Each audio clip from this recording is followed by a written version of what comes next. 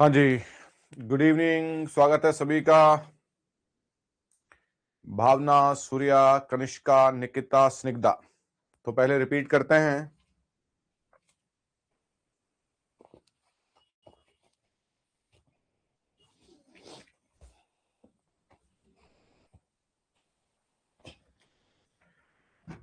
हाँ जी, तो मैं क्वेश्चन लिखता हूं और आप लोग आंसर देंगे। पहला क्वेश्चन है आपकी स्क्रीन पर। John Lydgate is best known for. John Lydgate को बेस्ट किस लिए जाना जाता है? फटाफट आंसर देंगे। हाँ जी, गुड इवनिंग बेटा। चलिए, जॉन लिटगेट किस लिए जाने जाते हैं? Introducing the sonnet to England, being a disciple of Chaucer, writing lengthy moralising works, writing fierce satires against the church, translating Virgil's Aeneid into Scots. John Lydgate किस लिए जाने जाते हैं? ये आंसर आपने देना है। जॉन लिटगेट जाने जाते हैं किस लिए बेटा?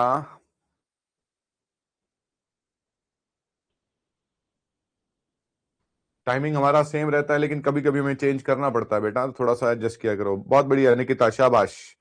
बीइंग ए डिसाइपल ऑफ चौसर, कल हमने लिखा था कि लेंदी, वो लेंदी वर्क्स लिखे। वो लेंदी वर्क्स किस लिए लिखे? वो लेंदी वर्क्स क्योंकि वो रिफाइनमेंट नहीं है। वो जितना ब्रेविटी जो था वो शुरुआती वर्क्स में नहीं था, चौसर के वर्क्स में भी नहीं था। देवर लॉन्गर, है ना, they were lengthier. So that is B. Lydgate जाने जाते हैं। ये देखो, fierce satires against the church तो किसने लिखे थे? जॉन स्केल्टन ने लिखे थे, है ना। तो ये होगा being a disciple of Chaucer and writing lengthy moralising works. चलिए, which poet was known for Skeltonic verse characterised by short irregular and tumbling lines? कौन है जिन्होंने स्केल्टोनिक वर्स को इन्वेंट किया था? हाँ, शाबाश, बहुत अच्छे, good good good. Kanishka, Snigdha, Shyam, Nikita, Priyanka, बहुत अच्छे। किसको, कौन है ये? जॉन स्केल्टन है। चलिए, William Dunbar wrote a famous dream allegory criticising the court of James fourth.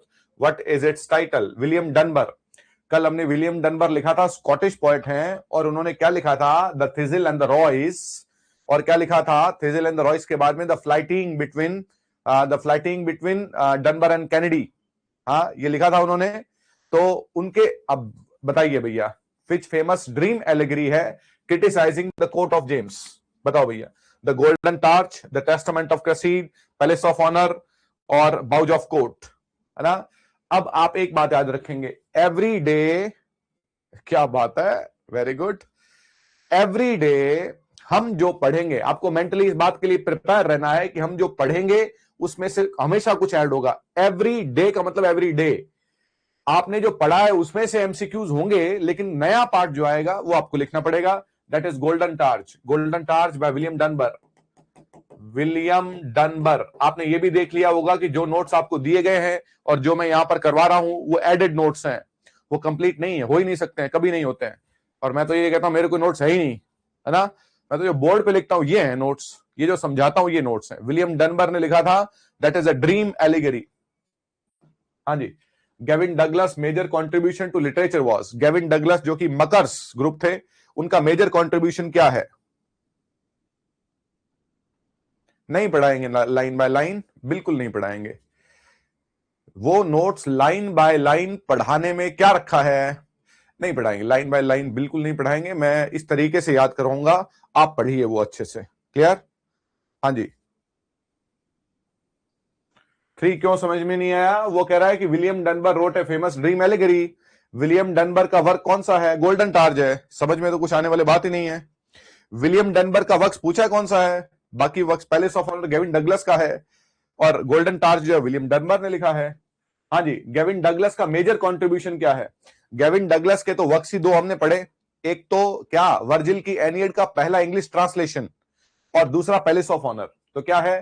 First complete translation of वर्जिल्स Aeneid into English. हाँ जी।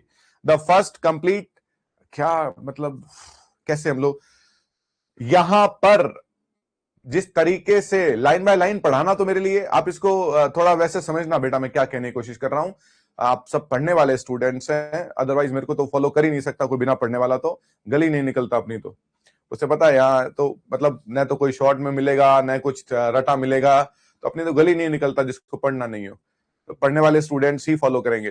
तो आप लोगों से मेरा यह कहना है कि जिस तरीके से मैं अभी करवा रहा हूं वो मेरे अकॉर्डिंग, हाँ जी, हाँ बेटा, तो बहुत मेहनत है इसमें, मेरे को लाइन बाय लाइन पढ़ाने में देखो कितना वो क्या लगेगा, जो लिखा हुआ उसी को तो पढ़ना है, सारी दुनिया यही कर रही है ना।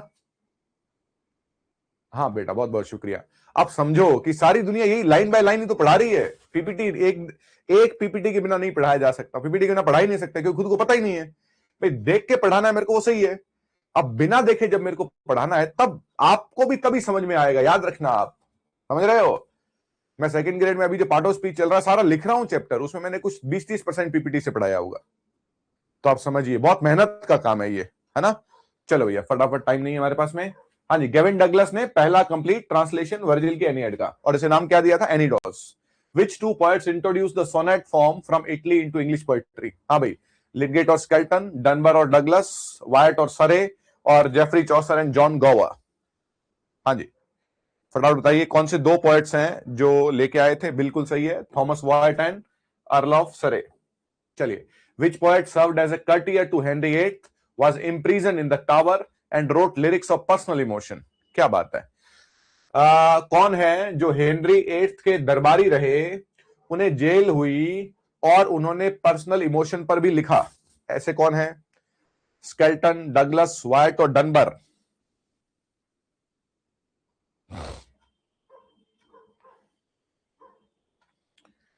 कौन है भैया? ये गेविन डगलस नहीं, थॉमस वाइट हैं। अब ये लाइन नहीं आई है, ये बात भी नहीं आई है, तो ये आपको लिखनी है।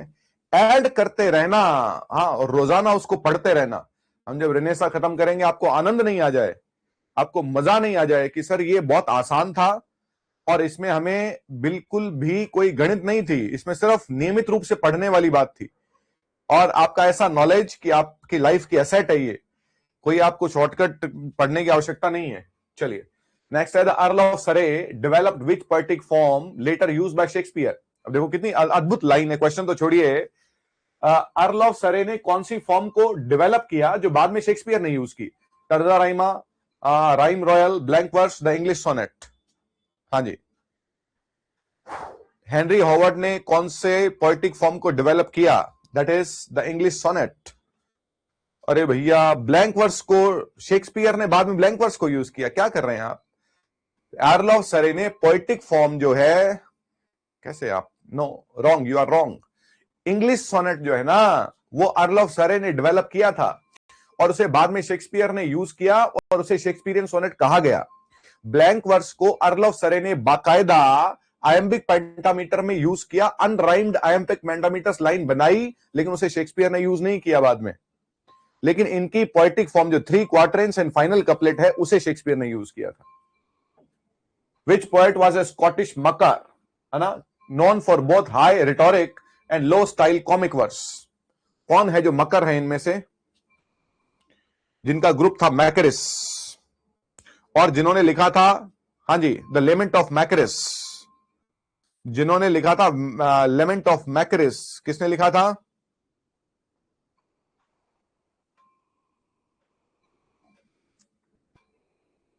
हाँ जी, विलियम डनबर ने लिखा था। John Skelton, Speke Parrot and Colin Clout are examples of, किसके एग्जांपल्स हैं? स्पेके पैरट और कॉलिन क्लाउड किसके एग्जांपल्स हैं? एक और था इसमें, हाँ जी, एक और क्या था? Why come you not to the court? ये 3 जो है वो जॉन स्केल्टन के एग्जांपल्स हैं, जिसमें उन्होंने वोल्से को क्या किया था? टारगेट किया था। ये क्या है अपने आप में? थोड़ा आंसर फटाफट देंगे, इतना टाइम नहीं है हमारे पास में। किसके एग्जांपल है ये? बिल्कुल, satirical attacks on church corruption, है ना। वो जो the tunning of the Elinor Rumming है, वो भी तो इसी का एग्जांपल है। हाँ जी, Thomas Wyatt's they flee from me. अब ये कल हमने थॉमस वाइट का क्या लिखा था? Whoso list to hunt, whoso list to hunt, एक ही वक्त तो लिखा था उसका। अब ये एक और वर्क है, लिख लेना, Thomas Wyatt's they flee from me. Flee का मतलब भागना, तो ये लिखना है आपको, हर दिन ऐड करेंगे हम लोग। They flee from me is an example of, ये किसका एग्जांपल है? Courtly lyric of betrayal. Betrayal का मतलब धोखा, betrayal, courtly lyric of betrayal, they flee from me. हाँ जी, who was informally appointed poet laureate by Oxford and Cambridge. देखो भैया, सबसे पहली बात तो पोएट लॉरेट कैसा क्या कह रहा है, इनफॉर्मली। इंग्लिश लिटरेचर में जॉन ड्राइडन पहले पोएट लॉरेट थे जिन्हें औपचारिक आधिकारिक तौर पर पोएट लॉरेट बनाया गया, और उसके बाद में पोएट लॉरेट जो है एक औपचारिक तरीके से, ये पहले informal, who was informally appointed poet laureate, informally कि आप हमारे पोएट लॉरेट हो, है ना, वो कौन थे जिन्हें पोएट लॉरेट बनाया गया अनौपचारिक तौर पे। हाँ जी, it was John Skelton, John Skelton को बनाया गया था। चलिए, ये सारी नई बातें हैं, तो नई बातें तो लिखनी पड़ेंगी। हाँ जी, which poets the palace of honour is a dream vision of dedicated. Simple सी बात है, द पैलेस ऑफ ऑनर किसने लिखा था, चलो बताओ भैया फटाफट। द पैलेस ऑफ ऑनर, ये पैलेस लिखा हुआ उसने, पैलेस जो ओल्ड इंग्लिश है, द पैलेस ऑफ ऑनर किसने लिखा था मेरे बच्चों। हाँ जी, गेविन डगलस ने लिखा था, शाबाश। आंसर तो ये 2-4 स्टूडेंट दे रहे हैं, बाकी क्या हो गया, गायब हो गया क्या, जिंदा हो क्या हो गया। Which poet wrote the book of the duchess, ये अच्छा है भाई।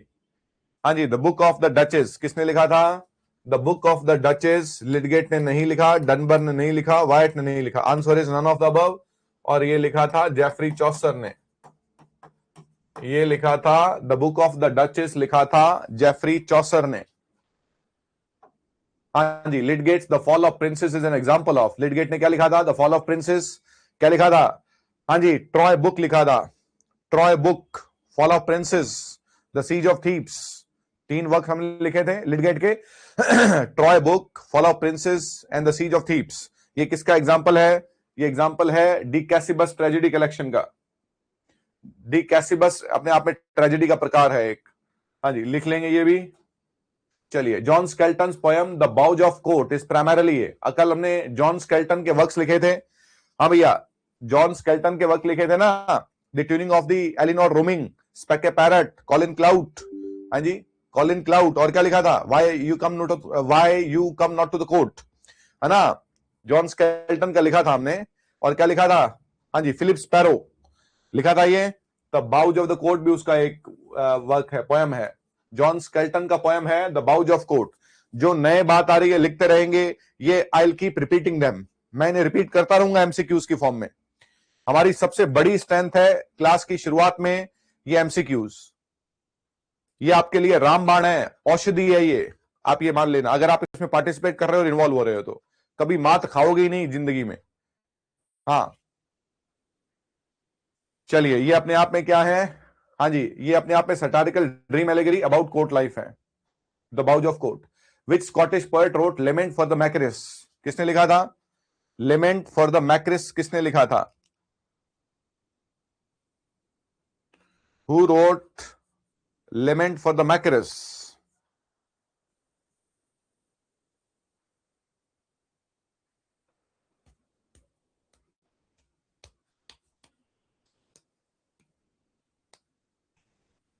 हाँ जी, विलियम डनबर ने। Gavin Douglas Aeneid translation is notable for its, किसके लिए नोटेबल है, ये अच्छा क्वेश्चन था बहुत, देखो कितना शानदार क्वेश्चन है। अब आपने पढ़ लिया कि गैविन डगलस ने ट्रांसलेशन किया एनियड का, और नाम रखा एनिडोस, और क्वेश्चन क्या पूछ रहा है, attack on medieval scholarship, lengthy original prologue, satirical portraits. Yes, it is lengthy original prologues. उसके प्रोलॉग जो हैं, जो पहले आते हैं, वो बहुत लेंदी थे एनियड के। द अर्ल ऑफ सरे was executed in 1547 on charges of, earl of सरे जो हेनरी होवर्ड थे, उन्हें देशद्रोह के आरोप में फांसी पर लगाया गया था। एग्जीक्यूटेड, उन्हें फांसी दी गई थी, उन्हें फांसी दी गई थी, डिप्लोमेट थे, हेनरी हॉवर्ड को फांसी दी गई थी, किस आरोप में, ट्रीजन के आरोप में, देशद्रोह के आरोप में। जो बातें आपको नहीं लिखनी चाहिए, विलियम डनबर्स, और हमेशा द थ्रिजल एंड द रॉयस, हाँ जी, सेलिब्रेट्स, कल ये लिखा था हमने, विलियम डनबर ने थ्रिजल और जो रॉयस है, किसकी क्या है ये, इसमें स्कॉटिश मिलिट्री विक्ट्री है, marriage of James fourth and Margaret Tudor है, कोरोनेशन ऑफ हेनरी एट है, और यूनिटी ऑफ, हाँ जी, क्रिस्टेंडोम है।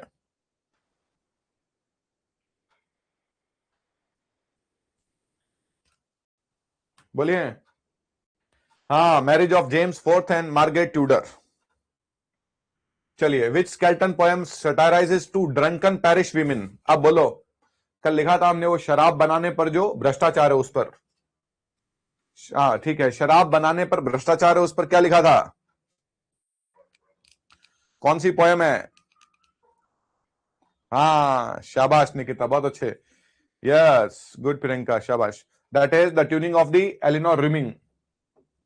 हाँ जी, which major collection published works of Wyatt and सरे।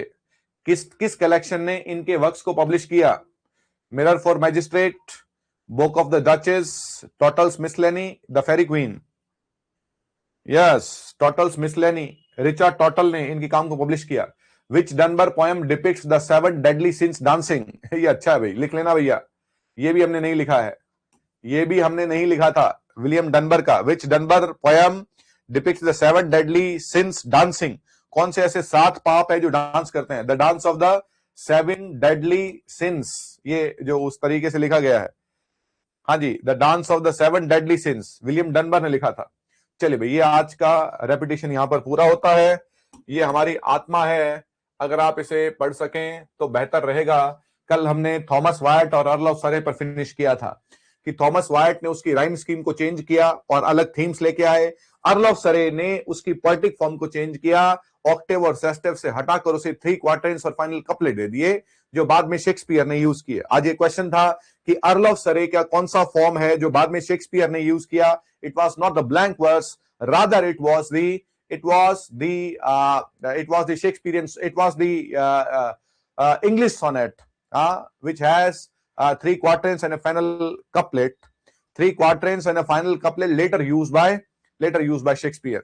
तो और अर्ल ऑफ सरे का क्या था? ब्लैंक वर्स जो है वो पोएट्री में लेके आए।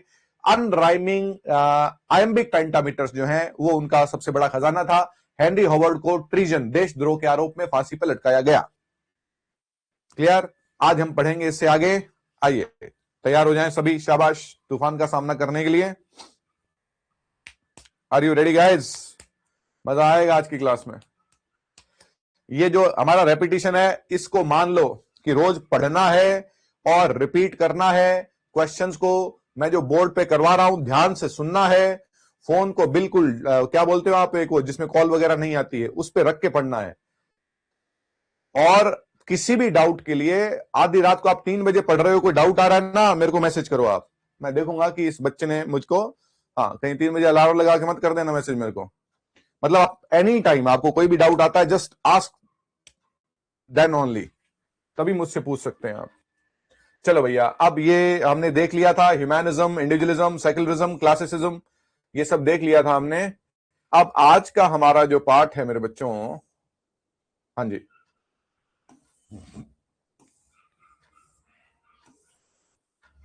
पोइट्री हमने स्टार्ट किया था। मैं एक बार फटाफट रिवीजन करवा दूं क्या? पोइट्री हमने 4 जनर बांटेंगे, पोइट्री, फिक्शन, प्रोज और ड्रामा में, है ना? तो हमने शुरू किया है पोइट्री। चलिए ठीक है बेटा, हाँ साथ में है अपने। और अगर जो लोग मन से, दिल से, ईमानदारी से काम करते हैं, हाँ जी, उन्हें ईश्वर सब कुछ देता है।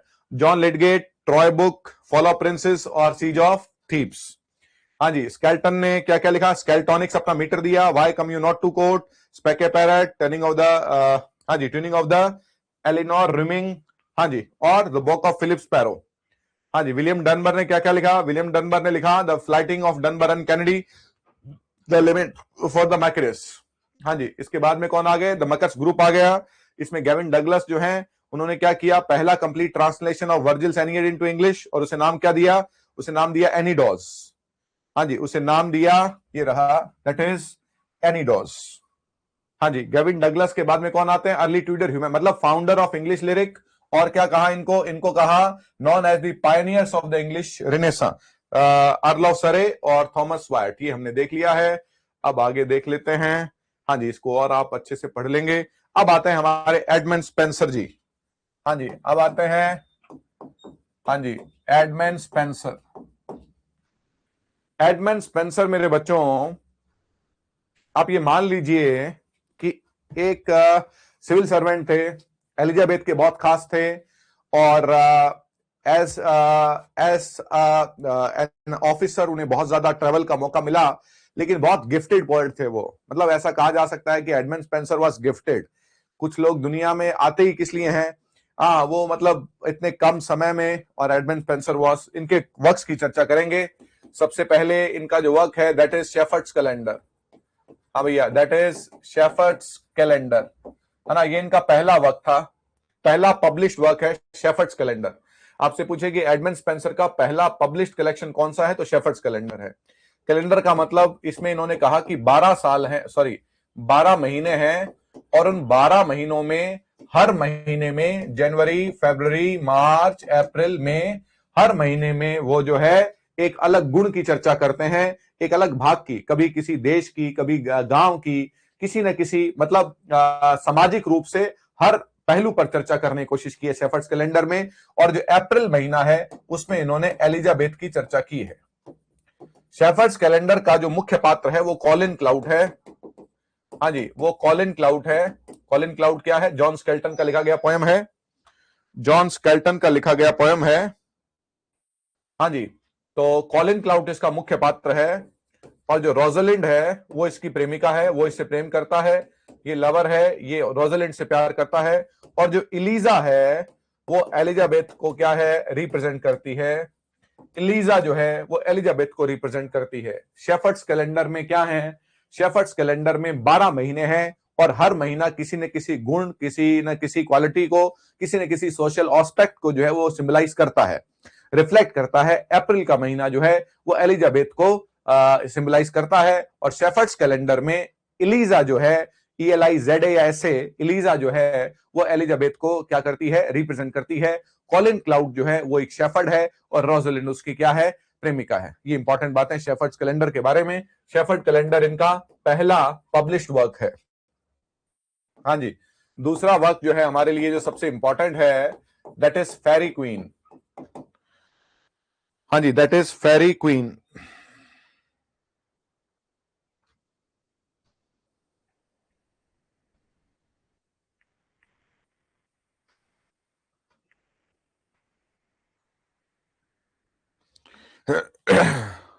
हाँ जी,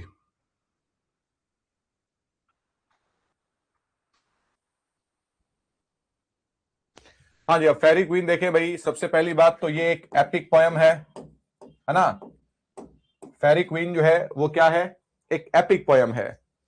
फेरी क्वीन जो है वो पूरे तरीके से एलिजाबेथ को डेडिकेटेड है। फेरी क्वीन एलिजाबेथ को ही कहा गया है।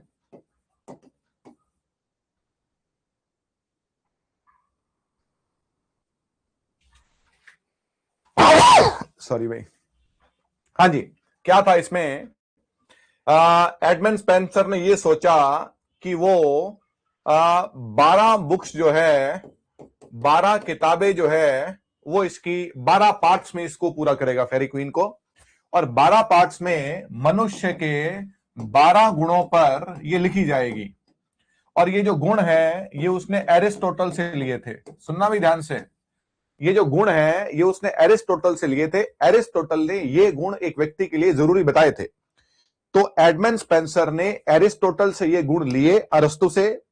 उसने 12 किताबों में 12 गुण जो क्या जरूरी हैं एक राज्य के लिए, व्यक्ति के लिए, उनको प्रपोज था ऐसा कि 12 गुण बताएगा। लेकिन 6 ही बुक्स पब्लिश हो सकी। Only 6 books could have been publish, सिर्फ 6 किताबें पब्लिश हो सकी। और उन 6 किताबों में ये 6 जो हैं वो गुण रहे, और ये 6 व्यक्ति रहे जिन्होंने इन गुण को क्या किया, सिंबलाइज किया। तो 6 गुण जो थे वो हॉलीनेस है, वो टेम्परेंस है, वो चेस्टिटी है, वो फ्रेंडशिप है, वो जस्टिस है, और वो कर्टसी है। हाँ जी, ये 6 गुण हैं। ये जो रेड क्रॉस नाइट हैं ये जो हैं वो हॉलीनेस को प्रेजेंट करते हैं। रेड क्रॉस नाइट जो हैं वो हॉलीनेस को प्रेजेंट, मतलब इंपॉर्टेंट बात है कि फेरी क्वीन एक एपिक पोयम है, एलिजाबेथ को डेडिकेटेड है। 6 किताबें इसमें पूरी हुई, 12 किताबें होनी थी। एरिस्टोटल से ये गुण लिए गए हैं। हॉलीनेस है, टेम्परेंस है। अब हॉलीनेस का मतलब होता है पवित्रता, हाँ जी, टेम्परेंस का मतलब होता है नियंत्रण। हाँ जी, चेस्टिटी का मतलब फिर पवित्रता होता है। फ्रेंडशिप दोस्ती, जस्टिस न्याय है, और कर्टसी शिष्टाचार है। हाँ जी, फेरी क्वीन में एडमंड स्पेंसर ने स्पेंसरियन स्टेंजा को इजाद किया। स्पेंसरियन स्टेंजा को इजाद किया गया। स्पेंसरियन स्टेंजा, हाँ जी, जो कि 9 लाइन का स्टेंजा होता है। स्पेंसरियन स्टेंजा को इन्वेंट किया, इसने आविष्कार किया, जिसमें 9 लाइन होती हैं, जिसमें 8 लाइन तो जो है वो आयम्बिक पेंटामीटर पर लिखी जाती हैं।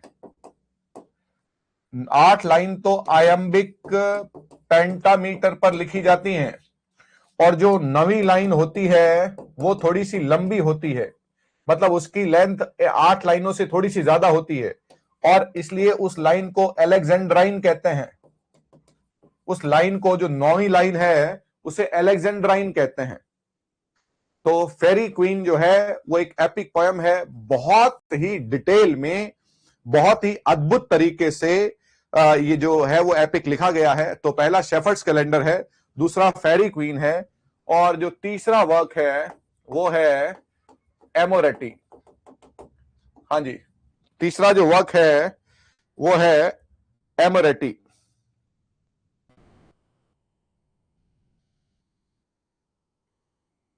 हाँ भाई,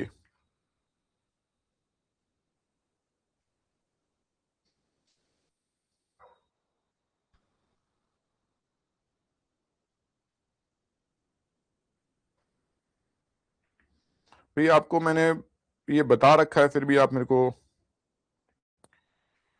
कभी कभी चेंज भाई टाइम हो जाता है हमारा। आप ये मत समझिए कि रोजाना 7 बजे, और मैंने आपको मैसेज भी किया था 6 PM का।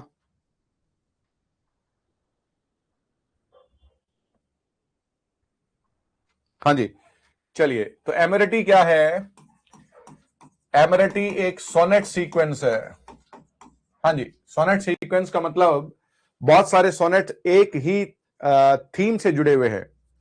तो इसमें जो एमरेटी है, इसमें 89 सोनेट्स हैं जो आपस में जुड़े हुए हैं। सोनेट सीक्वेंस का मतलब क्रम, वो एक क्रम में लिखे गए हैं।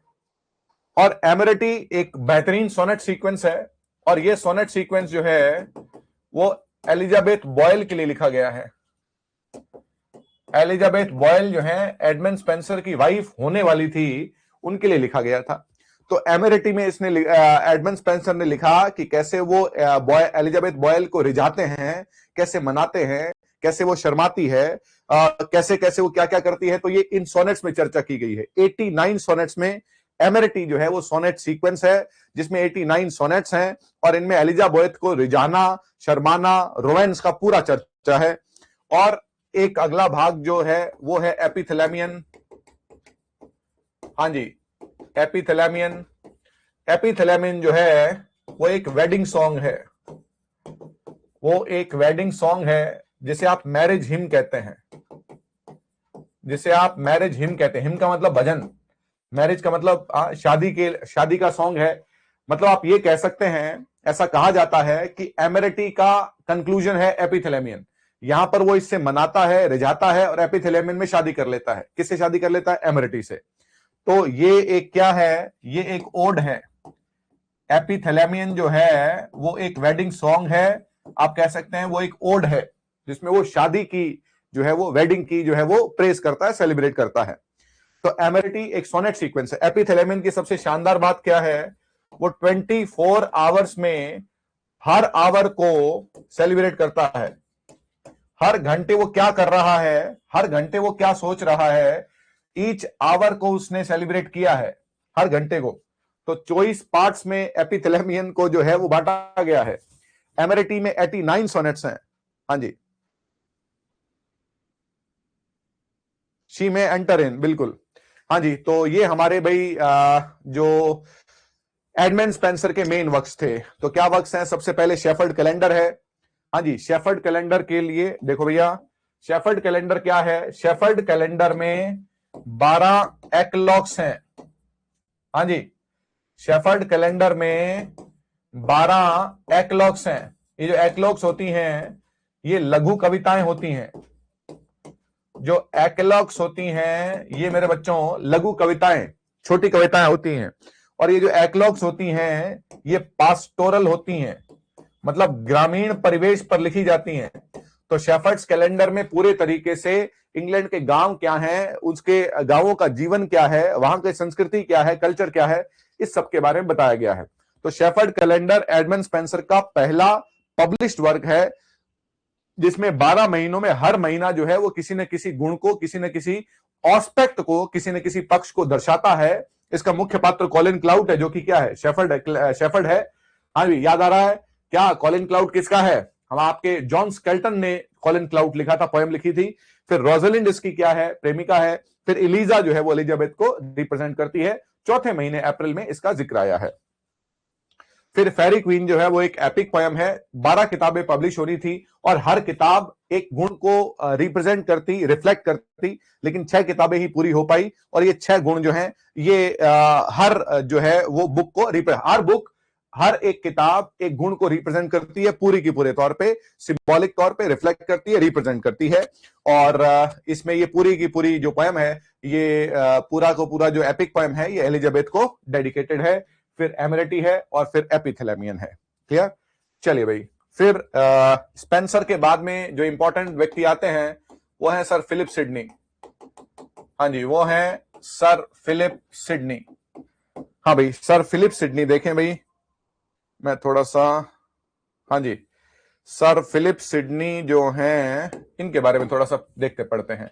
Sir Philip Sidney was the epitome of Renaissance courtier. अब ये देखो लाइन देखो, epitome of the Renaissance courtier, मतलब एपिटोम मतलब पैराडाइम है, वो पैराडाइम मतलब परफेक्ट एग्जाम्पल है, परफेक्ट एग्जाम्पल हैं किसके, कर्टियर, दरबारी होने के। वो एक सैनिक भी थे। और फिलिप सिडनी की देखो कितनी साल में डेथ हो गई है, 54 से 86 में, तो युद्ध के मैदान पर बैटलफील्ड में इनकी डेथ हुई थी। तो फिलिप सिडनी तो जो है ना वो सोल्जर्स के लिए, पोएट्स के लिए तो है ही ये, मतलब लव पोएम्स जो लिखी गई हैं, वो तो जो लव सोनेट है वो तो लिखा ही, लव के बारे में तो लिखा ही, सोल्जर्स के और मतलब यंग लोगों के बिल्कुल आज भी प्रेरणा स्रोत हैं फिलिप सिडनी जो है। So Philip Sidney was the epitome of the Renaissance courtier, a celebrated poet, scholar, soldier and statesman of the Elizabeth era. Though none of his major works were published during his lifetime, कोई भी उनके life time में publish नहीं हुआ, सब पोस्थमस हैं। हाँ जी, सब पोस्थमस हैं, जिक्र करेंगे इसका भी आगे। His manuscript circulated widely and significantly influenced the course of English literature. His tragically early death in battle में इनकी डेथ हुई, में प्रोटेस्टेंट हीरो बन गए वो he became a Protestant hero and solidified his reputation as the ideal English gentleman. हाँ जी, इकलौते ऐसे पोएट हैं जिनके लिए लाइन लिखी जाती है, लिख लेना। He is the only poet, हाँ जी, जिसके लिए क्या कहा जाता है, solidified का मतलब solidify किया, solidify his reputation as the ideal English gentleman.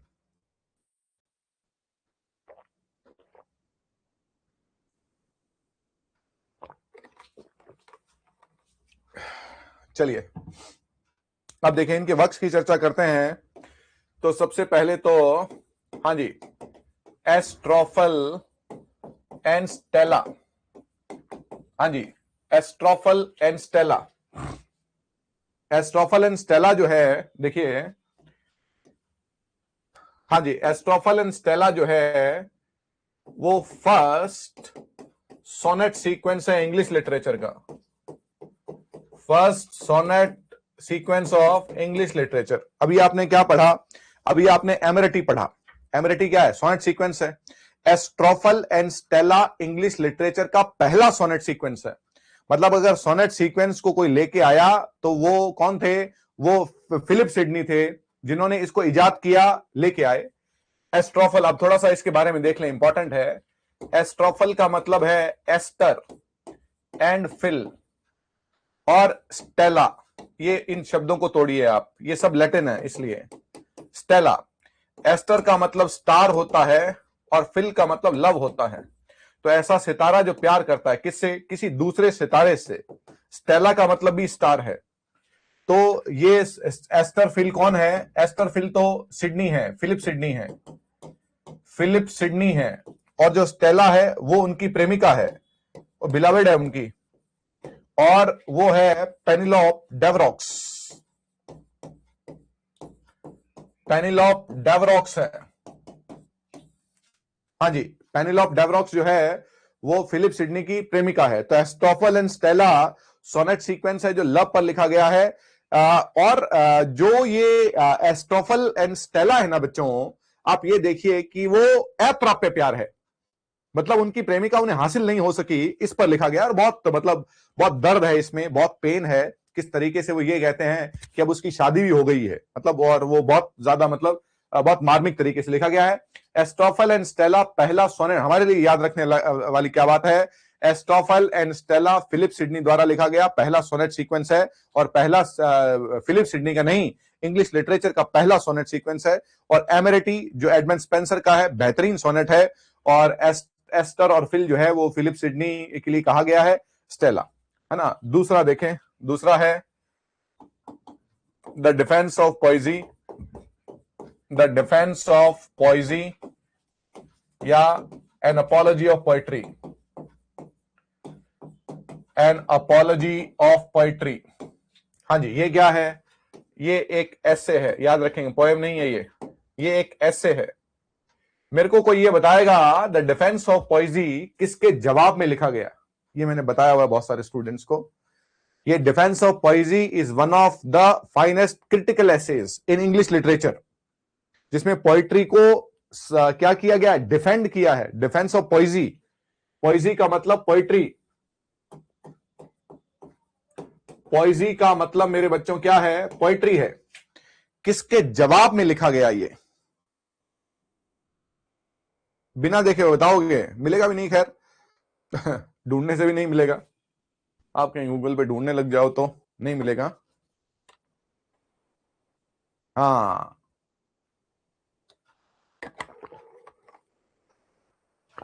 चलिए, डिफेंस ऑफ पोएट्री, ये जवाब था, किसका जवाब था ये, स्टीफन गॉसन जो है, स्टीफन गॉसन ने एक ऐसे लिखा था, द स्कूल ऑफ एब्यूज। हाँ जी, क्या है, स्टीफन गॉसन ने लिखा था द स्कूल ऑफ एब्यूज, जिसमें उन्होंने पोएट्स को नैतिकता के दुश्मन कहा था, एनिमी ऑफ मोरालिटी, जिसमें उन्होंने पोएट्स को नैतिकता के दुश्मन कहा था। समझ आया? स्टीफन गॉसन ने द स्कूल ऑफ एब्यूज लिखा था, जिसमें उन्होंने पोएट्स को नैतिकता के दुश्मन कहा। तो इसके जवाब में फिलिप सिडनी ने defence of poesy an apology of poetry लिखा था। चलिए भैया, तो पहला तो हो गया ये एस्टोफल एंड स्टेला। हाँ जी, फिर हो गया डिफेंस ऑफ पॉइजी, और फिर है the countenance of, sorry, the countess of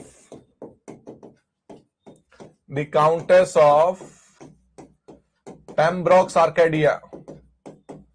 हाँ जी, the countess of Pembroke's Arcadia. Pembroke's Arcadia एक जगह हो गई, पेम्ब्रोक्स आर्केडिया एक जगह हो गई। और काउंटेस जो है वो इनकी बहन है, मैरी हर्बर्ट। मैरी हर्बर्ट ये कौन है, ये सिडनी की सिस्टर है, तो ये इसको डेडिकेट किया है, सिडनी की सिस्टर है, उनको ये जो है उन्होंने डेडिकेट किया है, the countess of Pembroke's Arcadia. हाँ जी भैया, आप लोग क्यों,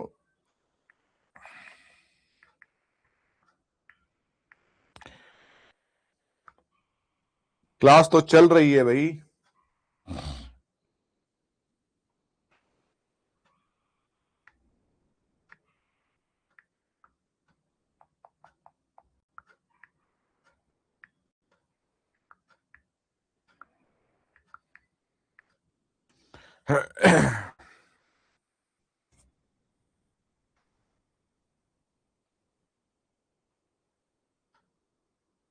चले भैया, तो पैम जो है वो, हाँ भैया, तो ये वर्क्स हो गए फिलिप सिडनी के। पहला हो गया, हाँ जी, क्या हो गया, पहला हो गया एस्ट्रोफल एंड स्टेला, जो कि सोनेट सीक्वेंस है, मतलब इसमें सोनेट्स हैं। और दूसरा हो गया, हाँ जी, दूसरा हो गया डिफेंस ऑफ पॉइजी, जो कि एक ऐसे है, डिफेंस ऑफ पॉइजी जो कि एक ऐसे है। और तीसरा हो गया countess of Pembroke's Arcadia, countess of, हाँ जी, पेम्ब्रोक्स आर्केडिया। ये एक पास्टोरल रोमांस है, ये एक पास्टोरल रोमांस है। पास्टोरल रोमांस का मतलब जो क्या बताता है, ग्रामीण जीवन को दर्शाता है। और ये पोइट्री भी हो सकती है, प्रोज भी हो सकता है, और ये प्रोज है। यहां पर जो फिलिप सिडनी ने लिखा है वो एक प्रोज है। तो Astrophel and Stella, defence of poesy. तो हमने क्या पढ़ा जी, हमने पढ़ा एडमंड स्पेंसर और सर फिलिप सिडनी। चलिए भाई, तो क्या है ये, हाँ जी, एस्ट्रोफल एंड स्टेला है, पब्लिश्ड 1591 है। हाँ जी, ये थीम्स हैं इसकी। और हाँ जी, डिफेंस ऑफ पोएजी क्या है, लिटरेरी क्रिटिसिज्म है, ट्रिटीज है। ये भी अपने ही तरीके का, it is considered the first major work of English literary criticism. समझ रहे हो? अगर एस्ट्रोफल मतलब कितना अद्भुत है। हाँ जी, क्या एस्ट्रोफल एंड स्टेला अगर पहला सोनेट सीक्वेंस है, तो defence of poesy, an apology for poetry, हमने अपॉलजी ऑफ लिख दिया होगा, सॉरी, करेक्ट कर लेना। एन अपॉलजी फॉर पोएट्री जो है वो क्या है, वो पहला वर्क है क्रिटिसिज्म का। समझिए? हाँ जी, written in response to contemporary critics like Stephen Gosson's School of Abuse that condemn poetry as immoral और फ्रिवलस। फ्रिवलस मतलब तुच्छ। वो कहते हैं कि पोएट्री तो तुच्छ है और नैतिकता के दुश्मन है। Sidney argues that poetry has great moral and ethical value, claiming the poet does in effect both philosopher and historian. चलिए, काउंटेस ऑफ हाँ जी, पेम्ब्रोक्स आर्केडिया। चलिए भाई, अब देखें भाई, नेक्स्ट देखेंगे। चलिए भाई, वाइट एंड सरे हो गए। वाइट एंड सरे के बाद में क्या हो गया, हाँ जी, स्पेंसर और फिलिप सिडनी हो गए। अब लेट एलिजाबेथन और Jacobean poets, transition and new styles. इसमें क्या है, इसमें बहुत ज्यादा नहीं है।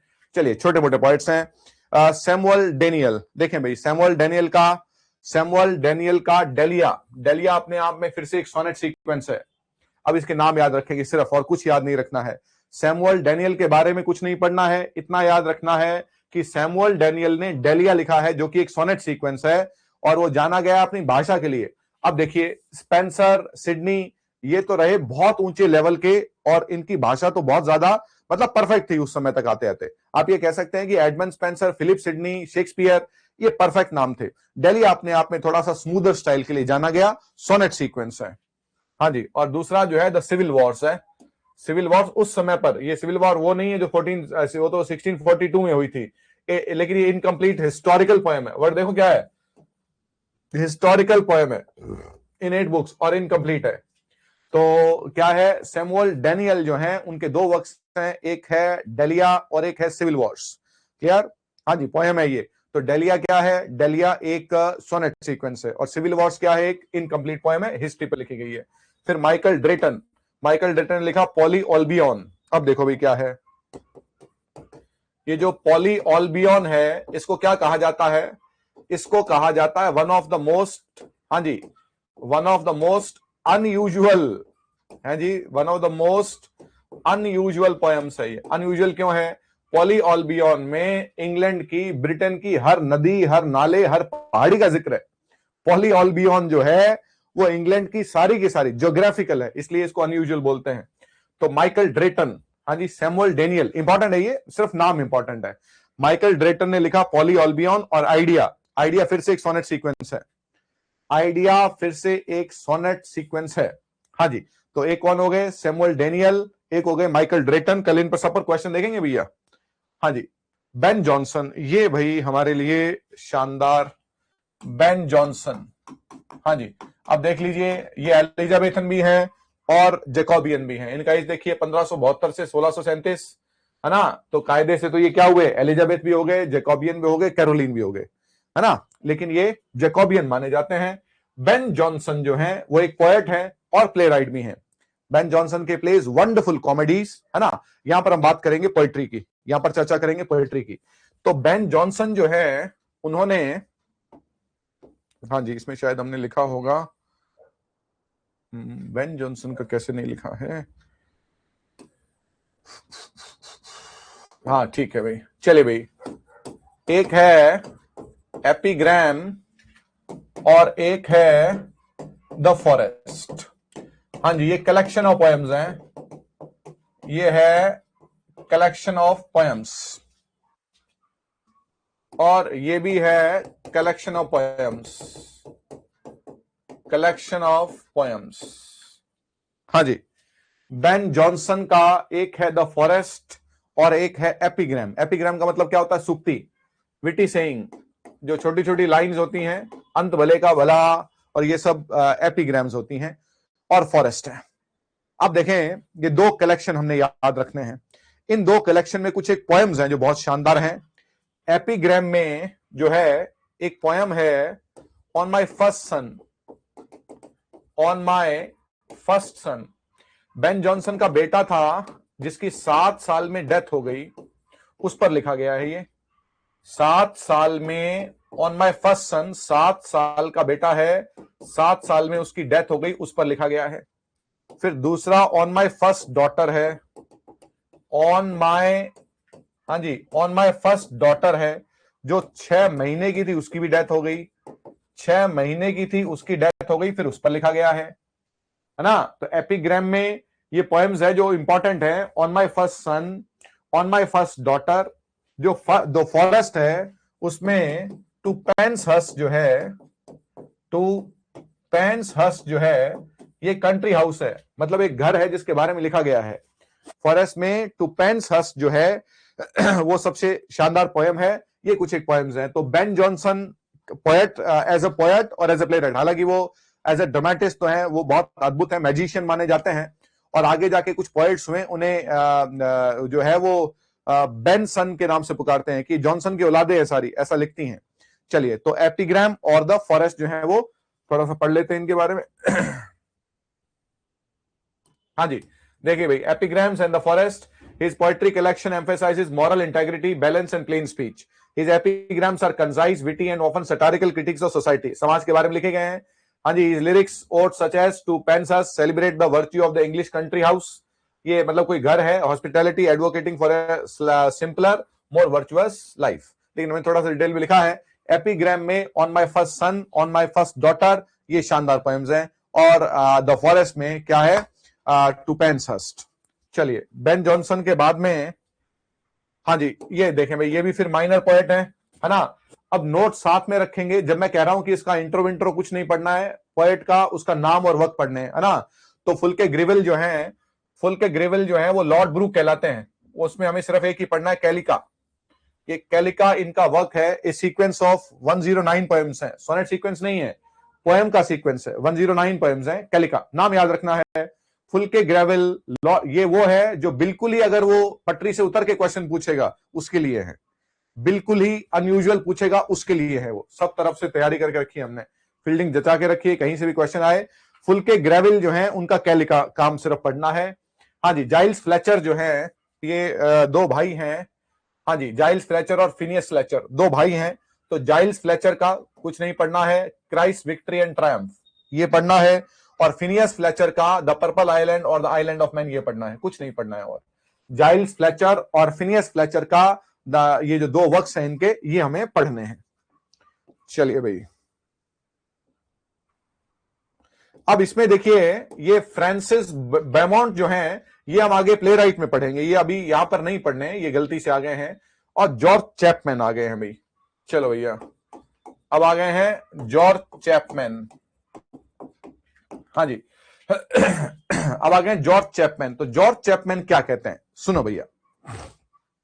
जॉर्ज चैपमैन जो है अपने आप में, फिर जैसे बेन जॉनसन है वैसे ही जॉर्ज चैपमैन जो है वो ड्रामेटिस्ट भी हैं। उन्होंने प्लेस लिखे और पोएम भी लिखी।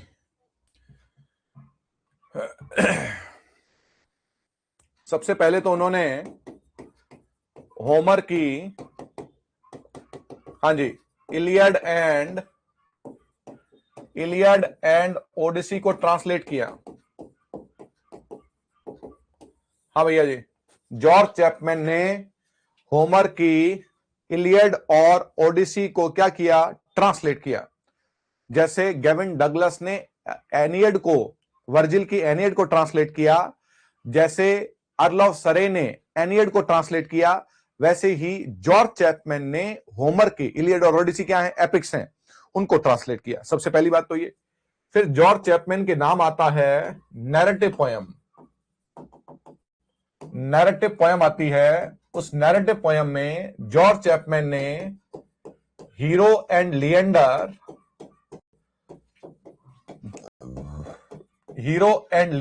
क्या है Hero and Leander? Christopher Marlowe का पोयम था। हाँ जी, हीरो एंड लिएंडर जो है वो क्रिस्टोफर मार्लो का पोयम था, अधूरा रह गया, जिसे पूरा किया। क्रिस्टोफर मार्लो का पोयम है हीरो एंड लिएंडर। हाँ जी, जिसमें हीरो हीरोइन है और हीरो लिएंडर है। तो क्रिस्टोफर मार्लो की पोयम है हीरो एंड लिएंडर, उसे पूरा किया जॉर्ज चैपमैन ने। और जो है एक बहुत ही शानदार जो है वो नैरेटिव पोयम है। कोई बताएगा जॉर्ज चैपमैन का दूसरा नैरेटिव पोयम जो ग्रीस से लिखा गया और अपने ही तरीके की एक फाइनेस्ट इरोटिक नैरेटिव पोयम है? कोई बताए तो माने, देखें कौन बताता है।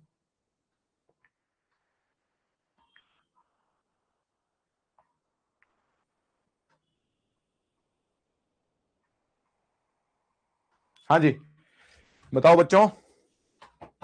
हाँ, दूसरा जो इसका नैरेटिव पोयम है वो है ओवेट्स बैंक्वे ऑफ सेंसेस। हाँ जी, ये अपने ही प्रकार की एक इरोटिक पोयम है। इरोटिक का मतलब है कि सेक्सुअल डिजायर्स को शो करने वाली। ओविड कौन है? ओविड पोएट है, रोमन पोएट थे ना, जिसने लिखा था ओविड का मेटामॉर्फोसिस।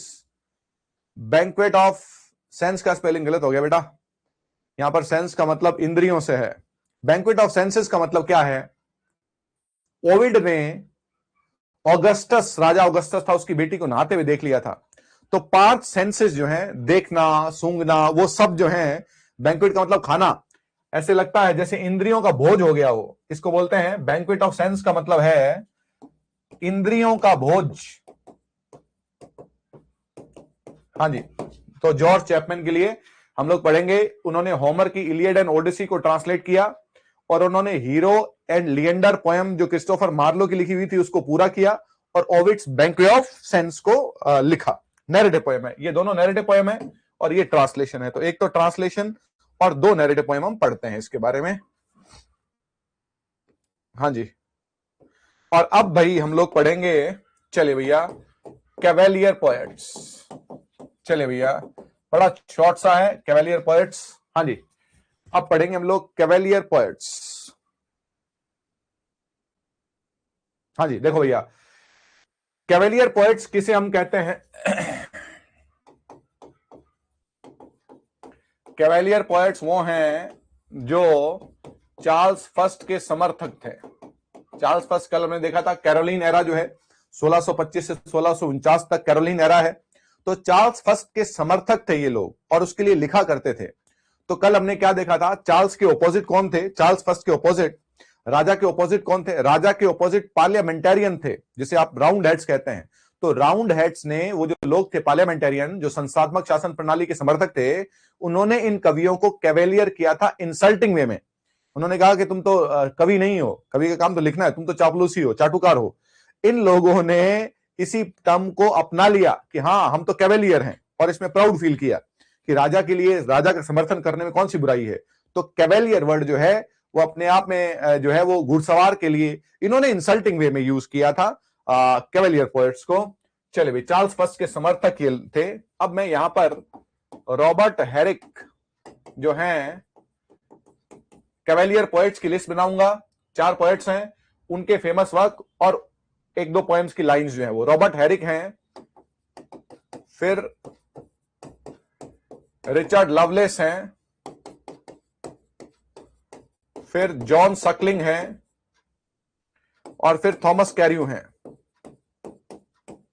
थॉमस कैरियू हैं। हाँ जी, इसमें थोड़ा सा गैप दे देते हैं, लिखना पड़ेगा। चलिए, रॉबर्ट हेरिक के बाद में रिचर्ड लवलेस है,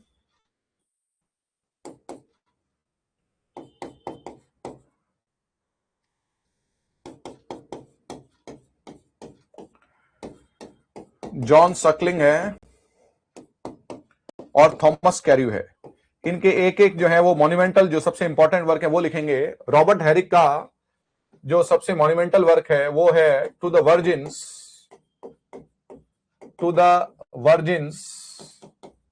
टू मेक, कॉमा है, to make much of time.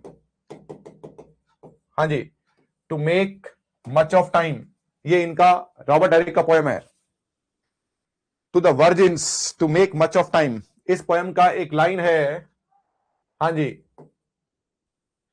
Gather you ye gather you rosebuds, gather you rosebuds while you may, gather you rosebuds while you may, हाँ जी, all time is still a flying, ये इसकी famous line है। Gather you rosebuds while you may, all time is still a flying मतलब to the virgins, इसमें दो बातों की चर्चा हुई है, एक तो समय और एक जवानी। ये दोनों ही क्षण भंगुर होते हैं और ये दोनों ही बहुत जल्दी निकल जाते हैं। समय भी बहुत जल्दी से निकल जाता है और जवानी भी बहुत जल्दी से निकल जाता है। इसलिए उन युवा लोगों से कह रहा है कि अपने समय का और अपनी जवानी का इस्तेमाल बड़े ढंग से करो और जितना ज्यादा हो सकता है वक्त का इस्तेमाल करो। Gather you rosebuds while you may, जितना हो सकता है, रोजबर्ड्स मतलब गुलाब की कलियां जो है उन्हें इकट्ठा करो, इसका मतलब समय का इस्तेमाल करो। Old time is still a flying, और समय तो हमेशा की तरह से निकलता जा रहा है, वो मुट्ठी में से रेत की तरह से फिसल जाएगा।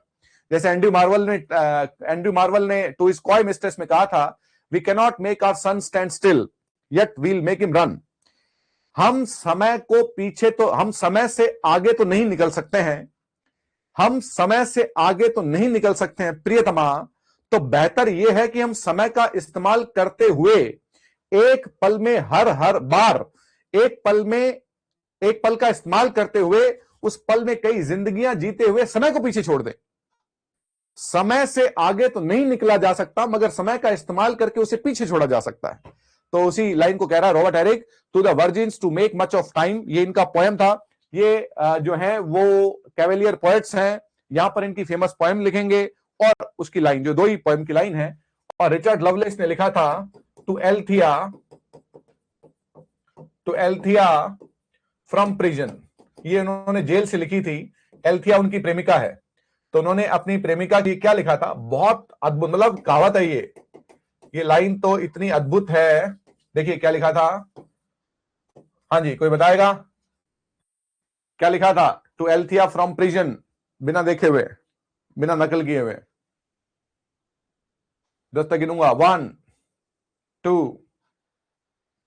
3 4, टाइप ही नहीं हो रहा इनसे गूगल पे, 6 7 8 9 10। चलो, तो इसमें लिखा, इस पोएम में क्या लिखा, स्टोन वॉल्स, हाँ जी, डोंट आ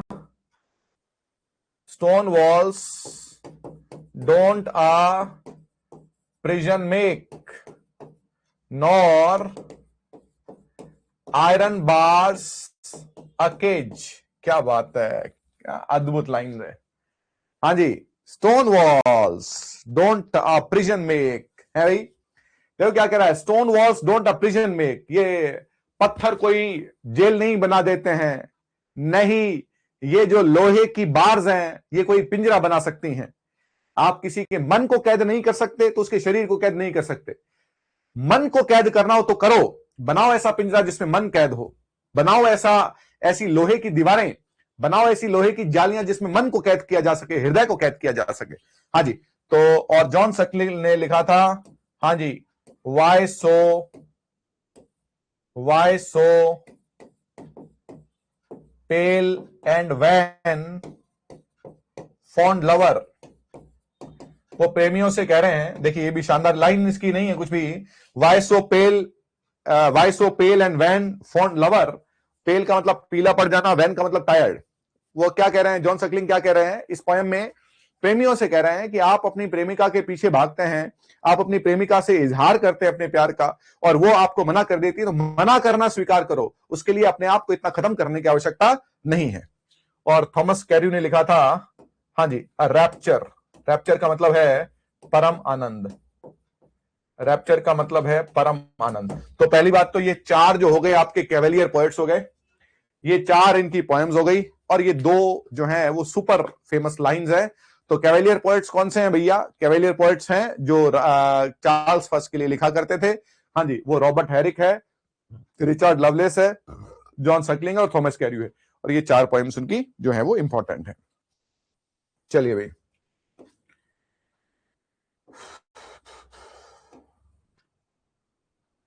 हाँ जी, अब इस कड़ी में एक नाम जो अलग से है वो है, हाँ जी, एक नाम जो है दैट इज, ये सही लिखा है क्या हमने नोट्स में? चेक नहीं कर पाते हैं, बड़ी दिक्कत है। चलो भाई ठीक है, एडमंड वॉलर। देखो भैया, एडमंड वॉलर के नाम क्या है, देखना भाई, कितनी बहुत अद्भुत बात है। एडमंड वॉलर भी कैवेलियर पोएट्स का हिस्सा रहे, लेकिन इन्हें थोड़ा अलग माना गया।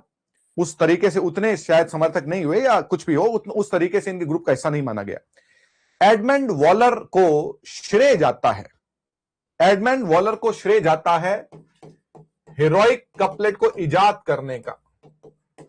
हीरोइक कपलेट, वो दो लाइंस जो हैं, राइमिंग लाइंस जो हैं, जिसे बाद में अलेक्जेंडर पोप और जॉन ड्राइडन ने इतना यूज किया कि उन्हें हीरोइक कपलेट के यूज करने का मास्टर कह दिया गया। तो उसे इजाद करने का श्रेय एडमंड वॉलर को जाता है। तो याद रखेंगे, एडमंड वॉलर जुड़े हुए हैं हीरोइक कपलेट से। यहां पर हमने ये लाइन लिख के आधी अधूरी छोड़ी थी, मैंने कहा था इस लाइन को पूरा नहीं लिखते हैं, और देखेंगे स्टूडेंट्स क्या सोचते हैं इसके बारे में। देखिए मैंने क्या लिखा है, देखिए, Waller was a courtier and politician who is credited with introducing and mastering a poetic form. Look at this, छोड़ दिया हमने यहां पे। हाँ जी, Waller was a courtier and politician who is credited with introducing and introduce किया इन्होंने। ये कोई आपसे पूछे कि हीरोइक कपलेट किसने इंट्रोड्यूस किया, इट वाज एडमंड वॉलर। लेकिन वो आप जानते हैं कि अगर शेक्सपियरियन सोनेट है तो शेक्सपियरियन तो है ही नहीं, वो तो आर्लव सरे का, हेनरी होवर्ड का है ना। चलिए, तो क्या लिखा भाई, introducing and mastering a poetic form. ये जो पोएटिक फॉर्म है ना, ये हीरोइक कपलेट है, that would dominate the next century. कौन सी? Neoclassical age, and in particular Alexander Pope and John Dryden. और उनकी पोएम्स जो है, गो लवली रोज, याद रखेंगे, गो, हाँ मेरे बच्चों, गो लवली रोज, ये उनकी पोयम है जिसमें उन्होंने हीरोइक कपलेट का यूज किया है। चलिए भाई, तो ये हमारा आज का पार्ट था। यहां तक के रेपिटेशन कल हम करेंगे और फिर आगे बढ़ेंगे। क्लियर? यहां तक पढ़ के लाएंगे। बहुत बहुत शुक्रिया।